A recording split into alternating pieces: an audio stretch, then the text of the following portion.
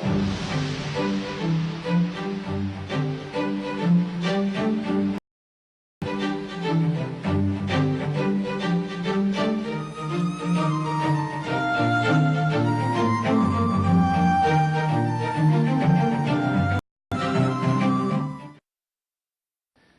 programa Reencontro é um programa, como dizia pastor Fanini, programa da nossa gente, do nosso programa do Brasil. Aqui nós não temos barreiras denominacionais, igrejas, de qualquer pessoa. Nós trazemos todas as pessoas aqui para serem entrevistadas. O apóstolo Walter Christian é um amigo nosso, além de pastor e apóstolo, ele é formado em teologia, em história, em geografia, é mestre em teologia, doutor em filosofia, ele dirige uma faculdade teológica, ele tem especializações em várias especialidades fora do Brasil e é uma pessoa atuante e é pastor de ovelhas. Aí, se você fosse pastor e também apóstolo, mas o importante é que pastor qualifica realmente se você cuida de ovelhas, não é isso, Walter? É isso aí, na verdade, aquele velho lema, né, ditado, de que pastor tem que ter cheiro de ovelha, né? Ah, não tenho dúvida. E a gente, graças a Deus, nós, ao longo desses mais de 2 décadas, quase 3 décadas de ministério pastoral, Deus tem nos dado o privilégio de podermos pastorear as ovelhas do rebanho dele, né? Isso é um privilégio muito grande. E essa experiência com ovelhas, associado a um dom que Deus também nos deu, de mestre, tem nos levado a preparar aquelas ovelhas que vão se despontando como líderes. Esses líderes que precisam ser capacitados para exercerem o chamado, a missão que Deus os entregou. Entendemos claramente, pastor Flávio, que na parábola dos talentos, quando Jesus fala que o Senhor entregou 5 talentos a um, 2 a outro e 1 a outro, poucos destacam esta frase que vem logo depois da distribuição desses talentos. Jesus diz que o Senhor deu a cada um segundo a capacidade. É verdade. Então, na realidade, nós entendemos que o reino, pelas próprias palavras do nosso Mestre Jesus, ele cresce, né? E assim deve ser. Essa é a nossa missão, de irmos a todo mundo e pregarmos o Evangelho.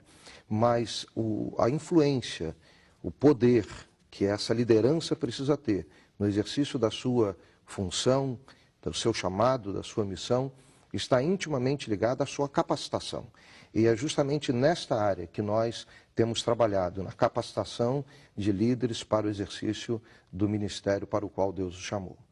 Uma das suas atividades no campo ministerial é exatamente esse curso que a FATEF está realizando sobre Israel, né? E que já começou, não é isso?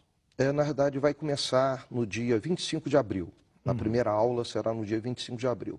O curso, tendo em vista a nossa parceria com o Moriah International Center, que é de Tel Aviv, que é parceira da Universidade Hebraica de Jerusalém, nós construímos uma parceria com a Faculdade Aplicada de Teologia e Filosofia, que chamamos pela sigla de FATEF, realizado na Universidade Hebraica. Nós levamos alunos para Israel. Na verdade, não fazemos só Israel, nós fazemos outros percursos acompanhados por outros professores, por alguns professores do Brasil, por outros do exterior, que envolve, na realidade, a proposta que nós temos neste momento para um curso de mestrado / doutorado, que depende muito da formação da pessoa, e que envolve não só aulas aqui no Brasil, que elas podem ser presenciais, uma vez por mês, ou elas podem ser também à distância, fazer com que as aulas ministradas no Brasil cheguem, ministradas, na verdade, na sede da FATEF, em São Gonçalo, cheguem a todos os lugares do Brasil. Mas a parte específica deste curso envolvem aulas no Egito, na Jordânia, em Israel. E especificamente Israel, dentro da Universidade Hebraica de Jerusalém, onde nós temos uma proposta.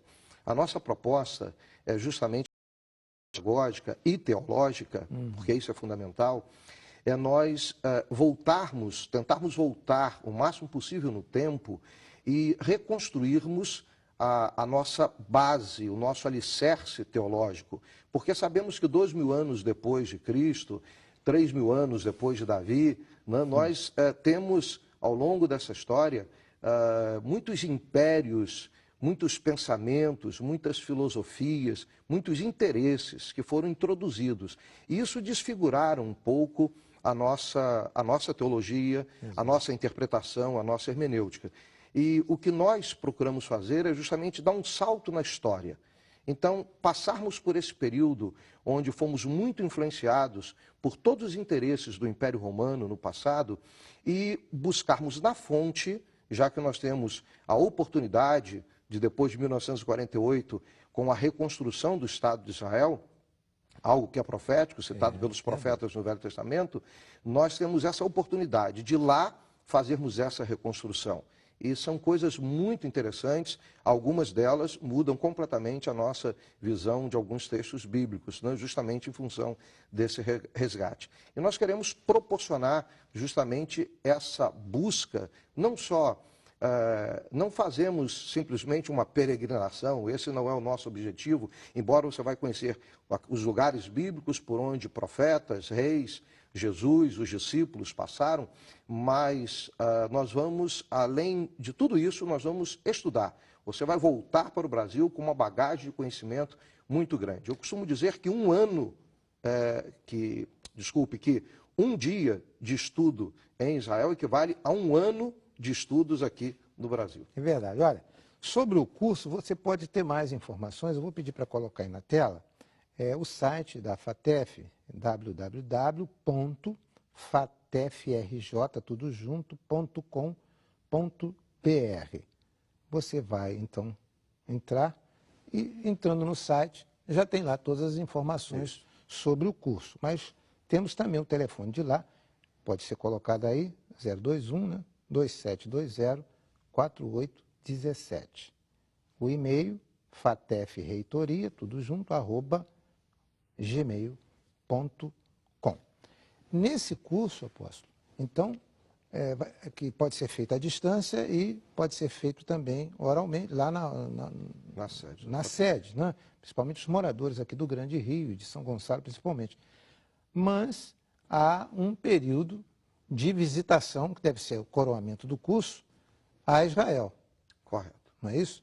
Então, vamos falar sobre essa viagem a Israel, que vai acontecer em que mês? Vai acontecer na segunda quinzena do mês de julho, pegando os 4 primeiros dias de agosto. Certo. Nós retornamos dia 4 de agosto. Na verdade, a saída é dia 17 de julho e a chegada é dia 4 de agosto. Nós vamos passar primeiro pela Jordânia, vamos fazer estudos primeiro na Jordânia, depois nós entramos no Egito, da Jordânia nós vamos para o Egito, vamos fazer os estudos alguns dias no Egito e depois, como o próprio pastor já disse, o coroamento de todo o nosso estudo vai acontecer em Israel, na Universidade Hebraica, onde nós vamos estar um período dentro de sala de aula estudando e outro período viajando pelas terras de Israel, que era o modelo como Jesus gostava de ensinar, o modelo peripatético, ou seja, ensinando à medida que caminha, né? Exatamente. E assim nós vamos estar, sendo acompanhados, inclusive, por professores da Universidade Hebraica. Nós vamos falar mais sobre isso na próxima entrevista, mas eu quero ainda deixar aqui hoje o site da companhia, né, da agência de viagens, que está aceitando já as inscrições sobre a viagem a Israel, Egito e Jordânia. Vou pedir para colocar aí na tela www.genesisviagem.com.br. Conheço muito a Gênesis. genesisviagem.com.br e lá no site da Gênesis você vai clicar lá sobre viagem a Israel com o apóstolo Walter Christ e você vai ter todas as informações. Apóstolo, quero agradecer a sua presença hoje no nosso programa, mas não vai parar aí não. Nós vamos prosseguir no próximo programa com uma nova entrevista com o irmão, tá bom? Muito obrigado, pastor Flávio, por essa oportunidade e meu agradecimento a você, ouvinte, por ter nos assistido, ouvido neste momento até aqui. Muito obrigado, que Deus nos abençoe. Ok, reencontro prossegue aí e você fique ligado com a gente porque este programa é feito para você.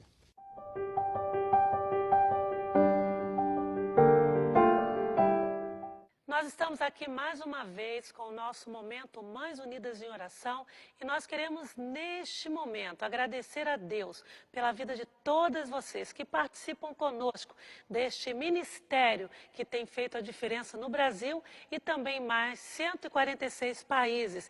E nós essa semana ficamos muito felizes porque foi lançado no Brasil este livro de Fer Nichols, que é Orações Poderosas para as Mães, e é um conteúdo excelente, diário, para que você, mãe, medite no que Deus faz através da adoração, do louvor, da ação de graças, da confissão e também da intercessão, com vários lembretes e várias passagens bíblicas. Você pode encontrá-lo em qualquer site, é só colocar o nome do livro ali ou entrar em contato conosco. Este livro tem sido uma referência nos Estados Unidos e as mães dali, daquele país, também têm utilizado. E nós ficamos muito felizes de agora tê-lo em português do nosso Brasil. Nós agradecemos a vocês que já adquiriram, que já compraram e está à disposição de todas nós, Mães Unidas em Oração do Brasil. Eu quero hoje enviar um caloroso abraço para as nossas queridas Mães Unidas em Oração ali de Vitória, no Espírito Santo. Eu destaco a Luciana Batista dos Santos, o Colégio Adventista e a Escola Municipal de Ensino Fundamental Alvimar Silva, que também estes dois colégios estão na rede mundial de oração. É óbvio que são muitas as escolas ali de Vitória, Vila Velha, no interior, que participam do Ministério de Mães Unidas em Oração. Porque a base do ministério são as escolas, porque é lá que tudo acontece. Nós temos falado aqui nestes anos a respeito do que Deus tem feito na vida de nossos professores, diretores, alunos que participam daquela escola. E tem outro detalhe, nós temos tido muitos problemas nas escolas, com bullying, com burnout, com vários tipos de perseguição aos nossos filhos, filhos que são intimidados. Nós temos recebido vários e-mails de mães falando sobre os filhos que estão com dificuldade no aprendizado, para que nós oremos por eles. Enfim, nós queremos deixar hoje, aqui neste momento, a você que participa conosco, que não se esqueça de orar, não se esqueça de meditar no calendário nacional de oração que você recebe. Se você ainda não faz parte, não assumiu o compromisso, entre no nosso site e ali faça a sua inscrição online e você vai participar do ministério. O que nós queremos é que você, mãe, não deixe de colocar seu filho na rede mundial de oração de hipótese alguma, porque é muito importante, porque a partir do momento que seu filho entra nesta rede, Deus faz algo diferente. Não pense você que a oração não é importante, porque você está equivocado. A base da nossa vida é a oração, é buscar a presença do Senhor, é deixá-lo administrar, dirigir a nossa vida, a vida de nossos filhos, em todos os momentos da vida de cada um deles. Tomar cuidado com os colegas, aqueles que estão ao redor dos seus filhos. Coloque um guarda-costa na vida de seus filhos, que são os anjos do Senhor. Porque mães unidas em oração, filhos protegidos. Todo filho precisa de uma mãe que ora. Você já orou pelo seu filho hoje? Que o Senhor nos abençoe. Amém. Uma alegria muito grande, doutor Paulo, recebê-lo, e gostaríamos das suas considerações iniciais e também que o senhor já nos dissesse um pouco sobre a sua vida, a sua origem, não é? Muito interessante. Ok, desembargador Fábio Dutra, bom dia. É um prazer estar aqui nesse programa Reencontro, Justiça e Educação, que eu reputo ser de grande relevância para a sociedade. É um programa de alto cunho cultural, jurídico, social e espiritual. Amém. Eu sou o diretor jurídico da região sudeste brasileira da Igreja Adventista do Sétimo Dia, com sede em Niterói, e como Vossa Excelência disse, abrange os estados do Rio de Janeiro, Minas Gerais e Espírito Santo. A Igreja Adventista é constituída de 8 regiões, e a região sul, lá em Curitiba, a central em São Paulo, a centro-oeste do Distrito Federal, a leste na Bahia, a Nordeste em Recife, a do Norte com sede em Belém, do Pará, e a Noroeste com sede em Manaus. E a Igreja Adventista, ela atua em 5 áreas básicas, com a iniciativa de auxiliar o homem, o cidadão. A primeira área é a área educacional. A rede educacional da Igreja Adventista é uma rede grande, uma das maiores do Brasil. Depois, a área de saúde. Nós temos algumas unidades hospitalares no Brasil. Em terceiro lugar, a igreja atua na área de rádio e televisão, fábrica de alimentos, a Superbom, e por último, a editora. A finalidade de todas essas áreas é atender o ser humano, as necessidades básicas do ser humano.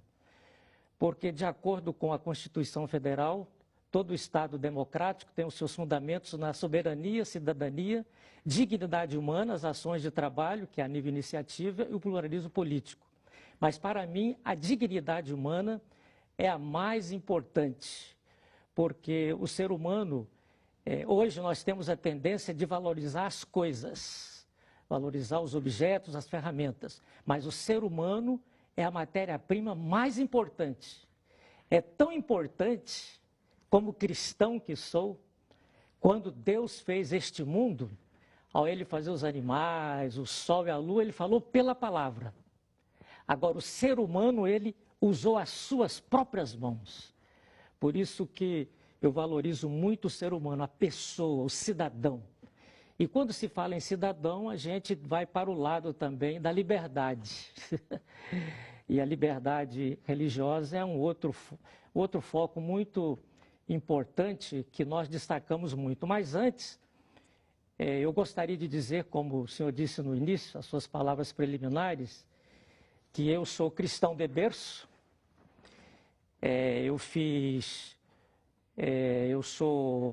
o ensino fundamental em escola adventista, escola cristã. E então os meus pais, eles sempre eram adventistas também? Eram adventistas. E eles sempre primaram por a questão dos princípios. Os princípios para a formação da cidadania, né? Meus pais eram preocupados com seus filhos. E é tanto que nós estudamos em escola cristã. Mas, na verdade, a escola cristã, de um modo geral, na verdade, ela se preocupa além com a parte cultural. A escola cristã também, ela se preocupa com a parte espiritual, porque o ser humano ele é constituído de parte física, intelectual, moral e espiritual. Então, esses aspectos é a formação do caráter do ser humano. Então, eu fui formado no lar cristão, fui trabalhar na Organização Adventista em São Paulo, em 1974. Trabalhei 20 anos na área administrativa e 20 anos eu estou na área jurídica. Na sua vida, praticamente toda 40 anos já eu sou um servidor do Senhor, eu sou um ministro da área jurídica. Eu tenho dito por aí nos meus seminários que eu tenho participado. E me sinto muito feliz por isso, em ajudar as pessoas e ajudar a organização pela qual eu defendo. E atuo na área, a área básica, principal da organização adventista é com relação ao terceiro setor, que tem a ver com a imunidade, a filantropia, a beneficência social. É tanto que aqui no Rio de Janeiro, nós temos o Hospital Adventista Silvestre, que é um hospital também beneficente. Óbvio que ele é um hospital particular, sim, mas ele tem o decreto de utilidade federal, estadual e municipal, e aonde nós canalizamos, como diz a lei, parte da sua receita ou dos seus leitos é para atender as pessoas vulneráveis, aqueles que precisam. E esse hospital, inclusive, está numa área bastante carente, não é? Ah, sim. O Hospital Silvestre está ali indo para o Corcovado, né, ladeira dos Guararapes. Ali nós temos ali praticamente 3 favelas, Cerro Corá, as Guararapes e a comunidade dos Prazeres. Então, são comunidades carentes que precisam do apoio. E é o único hospital que tem ali naquele local que atende as pessoas. Então, tem feito, quer dizer, eu sou suspeito em falar, claro, mas a sociedade tem reconhecido que o hospital tem desempenhado o seu papel social, profissional, social E a e espiritual estatística também. também comprova, né? Porque os atendimentos são todos registrados, né? Com São certeza. todos documentados. Ok, porque o hospital tem que prestar contas, o relatório de atividades, né, para o Ministério Público, para o Ministério da Justiça. Antigamente era para o CNAS, que é o Conselho Nacional de Assistência Social, mas hoje houve aí uma divisão com a nova lei, a 1201 de 2009, que a área de saúde foi para o Ministério da Saúde e a área de educação para o Ministério de Educação. Com relação à área educacional, nós também somos filantrópicos nesta área. E nós temos no estado, dentro da região sudeste, que que eu sou o diretor, nós temos 34 escolas. 34 escolas? 34. 31 do Fundamental Ensino Médio Sim. e 3 internatos. Ainda tem internato? Temos ainda. Um internato aqui em Petrópolis, na BR-040, que liga Rio a Juiz de Fora. Nós temos outro internato em Lavras, lá em Minas, a FAD Minas. Inclusive, temos lá uma faculdade. Temos o curso de Ciências Contábeis, Administração e Pedagogia. E temos outro internato em Colatina, na beira ali do Rio Doce, que é um colégio também fundamental e ensino médio. Para isto, nós estamos em 15 mil alunos, dessas 34 unidades, 860 professores, e de formas que são estas as atividades que nós exercemos dentro da nossa região sudeste. Posso garantir, e tenho certeza que todos pensam assim, que é um trabalho excepcional. É digno de nossos parabéns, do reconhecimento, das congratulações. Doutor Paulo, com uma alegria o ouvimos hoje, o senhor não sabe, mas os 8 minutos do nosso bloco já se esgotaram. Nós gostaríamos só de ouvir suas considerações finais. Vamos voltar a falar sobre algum tema relevante. Ok. Como esse tema, esse bloco, é justiça e educação, eu estava tentando conjugar justiça e educação. E eu fez muito bem. Porque justiça é aquela vontade constante e perpétua que você tem que dar ao cidadão o direito para ele. Esta é a justiça. Agora, a educação, mas antes do cidadão cumprir a justiça, ele tem que realmente passar pela educação para adquirir os princípios da ética e da moral. É verdade. Por isso que a educação, na minha conjugação, é o desenvolvimento harmônico físico, moral, intelectual e espiritual. É verdade. Tenho dito. Muito obrigado, doutor Paulo Gomes, que é da Igreja Adventista, advogado, que conversou conosco hoje sobre as atividades desenvolvidas por esta igreja, que tem feito tanto pela educação, tanto pelo ser humano, também em todos os campos aos quais ela se dedica e, logicamente, em primeiro lugar, o campo religioso. Você que nos está assistindo, fique conosco, porque o programa Reencontro continua. Um forte abraço e que Deus o abençoe.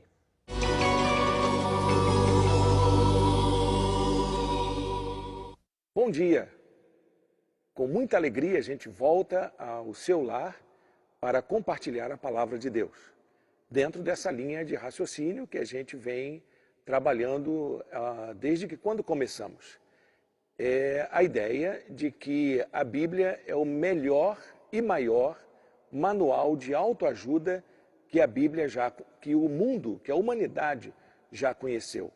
E hoje eu gostaria de trazer um tema que faz parte do meu mais recente livro, chamado A Sociedade Justa. Não quero desenvolver aqui a ideia do livro.